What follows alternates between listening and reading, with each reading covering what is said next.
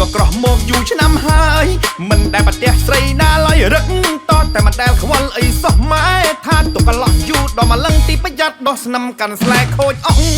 អីលើសម្រេចតាមម៉ែចង់ព្រោះម៉ែប៉ុនរកក៏មកមានគុណភាពម៉ែថាភូមិនេះស្រីស្អាតមកកណោតែម៉ែឃើញតែនាងមួយល្អសំបល់ក៏សងល្អទាំងចរិយារៀងស្អាតចង្កេះស្អីអេះមានទាំងចំណេះហើយនាងឧស្សាហ៍ចាប់អារម្មណ៍បន្តិចតែនឹងណាប់ថយលេងមួយក្តាប់ដូចជាម៉ែថាមែនរៀបក្បួនត្រៀមខ្លួនចូលនឹម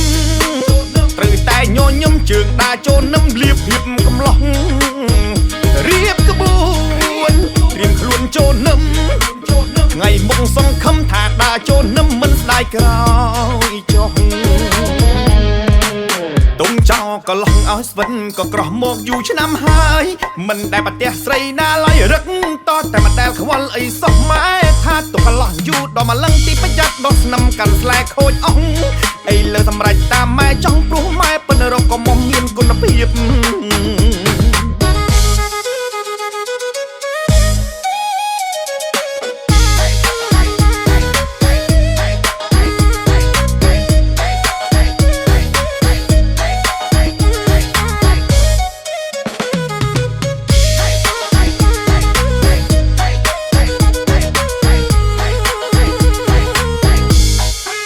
ទុំចោកន្លងឲ្យស្វិនក៏ក្រោះមកយូរឆ្នាំហើយមិនដែលប្រទះស្រីណាឡើយរឹកតតែមិនដែលខ្វល់អីសោះម៉ែថាទុកកន្លោះយូរដល់មកលឹងទីប្រយ័ត្នដោះស្នឹមកាន់ស្លែខូចអស់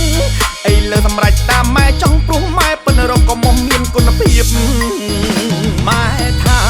ភូមិនេះស្រីស្អាតមកកណោតែម៉ែឃើញតែនាងមួយល្អសំបល់ក៏សងល្អទាំងចរិយា